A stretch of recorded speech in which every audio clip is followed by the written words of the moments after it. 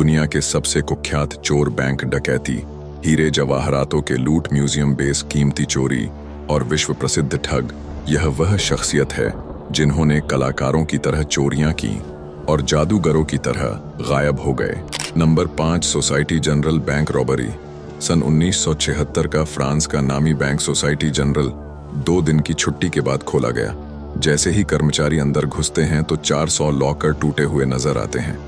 जब लूट के रकम का स्टीमेट बनाया जाता है तो लगभग 60 मिलियन फ्रैंक, जिसकी वैल्यू आज के हिसाब से अरबों रुपए होंगे, चोरी हो जाने का पता लगता है और दीवारों पर लिख दिया कि without weapons no hatred no violence. Police वाले हैरान थे कि वॉलेट में कैसे सेंड लगा दी। बेहद मेहनत करने के बाद सारे गैंग मेंबर पकड़े गए, जिसमें चोरी का मास्टरमाइंड अल्बर्ट सपाजियारी पकड़ा गया।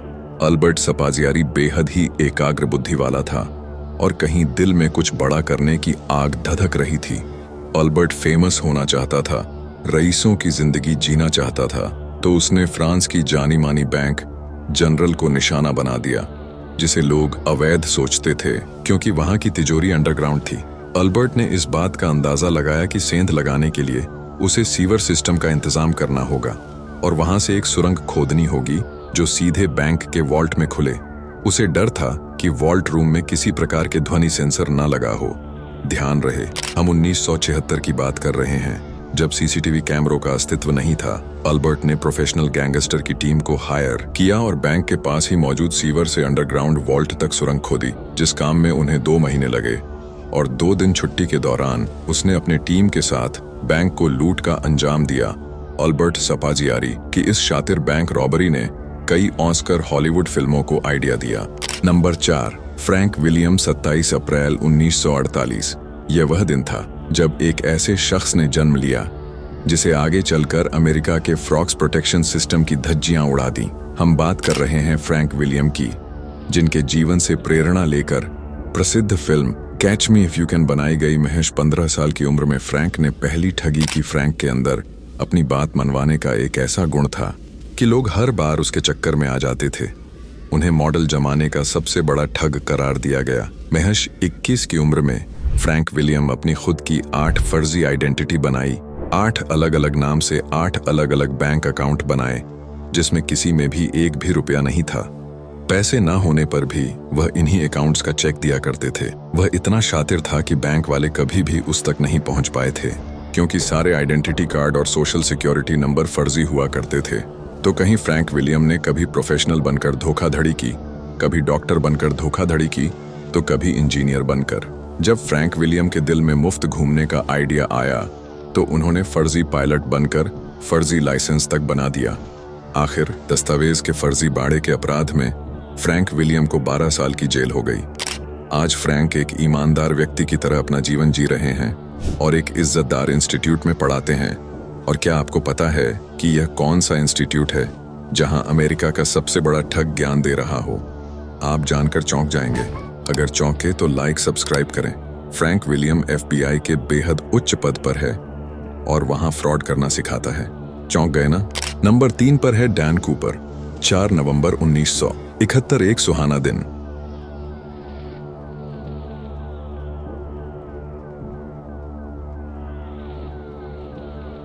कूपर फ्लाइट की हवा में जाते ही लगभग 40 साल के बिजनेस सूट पहने कूपर ने एक खूबसूरत एयर होस्टेस की तरफ इशारा किया। होस्टेस आगे बढ़ी और डैन कूपर की तरफ झुकते हुए कहा, how can I help you sir?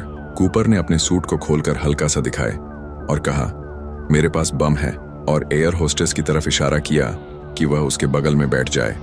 और आपको तो याद ही होगा कि कूपर 2 टिकट लेकर फ्लाइट में चढ़ा था। उसके बाद कूपर ने जो किया वह अमेरिकी एविएशन इतिहास का सबसे मुश्किल हल नहीं किए जाने वाला एकमात्र प्लेन हाईजैकिंग का मामला था।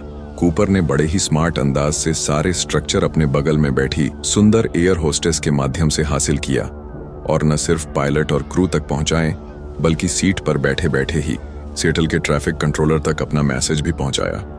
सिर्फ यही नहीं, कूपर ने $2 लाख की फिरौती की मांग भी की, जब तक सिएटल एयर ट्रैफिक कंट्रोलर उन्हें $2 लाख 4 पैराशूट 2 ट्रक भरकर एरोप्लेन का ईंधन मुहैया नहीं करा दिया। उसके बाद डैन कूपर ने फिर से उड़ाने के आदेश दिए और प्लेन को जैसे तैसे नवादा हवाई अड्डे पर ऐसे ही उतारा गया।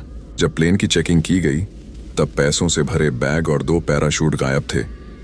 डैन कूपर प्लेन से कूदकर भाग गया था।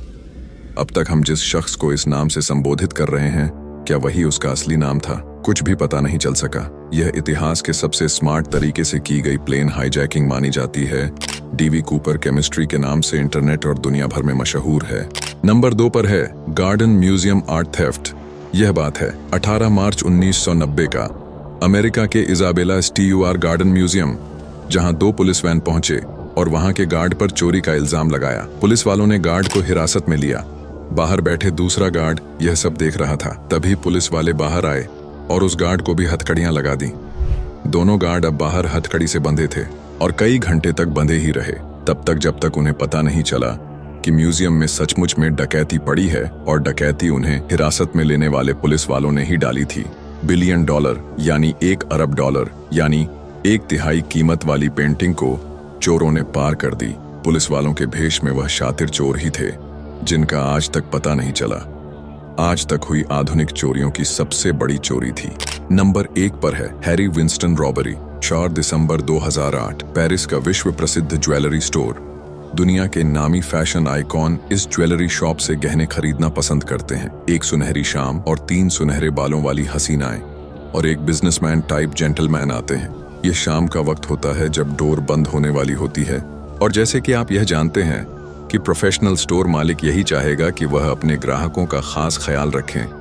वह स्टोर बंद होने के समय के बावजूद स्टोर मैनेजर उस जेंटलमैन दिखने वाले ग्राहक को अपनी पसंद की ज्वेलरी खरीदने का मौका देता है। पर तभी उन सुनहरे बालों वाली महिलाएं में से एक अपने बैग में से 157 कैलिबर वाली गन निकाल लेती है। दूसरी महिला अपने हाथ में हैंड ग्रेनेड ले लेती है। तब जाकर हैरी विंस्टन वालों को यह एहसास होता है कि सुनहरे बालों वाली औरतें असल में मर्द हैं और स्टोर डकैती का शिकार हुआ। हैरी विंस्टन पर उस दिन किसी आम चोरों ने डाका नहीं डाला था, बल्कि कुख्यात गैंग पिंक पैंथर ने डकैती डाली थी, जिसने दुनिया भर में $12 करोड़ यानी भारतीय करेंसी में 8 अरब से ज्यादा की डकैती डाली थी। उस दिन 15 मिनट में पिंक पैंथर गैंग ने हैरी विंस्टन स्टोर से बेशकीमती डायमंड रूबी और पन्नों का वो कलेक्शन लूटा जिसकी कीमत $108 मिलियन थी। आज तक इस गैंग का पता नहीं चला। दोस्तों, आपको भी इन चोरों की करतूतें समझ में आ गई होगी, तो वीडियो को लाइक और चैनल को सब्सक्राइब जरूर कीजिए। फिर मिलते हैं एक और इंटरेस्टिंग वीडियो के साथ। तब तक के लिए धन्यवाद।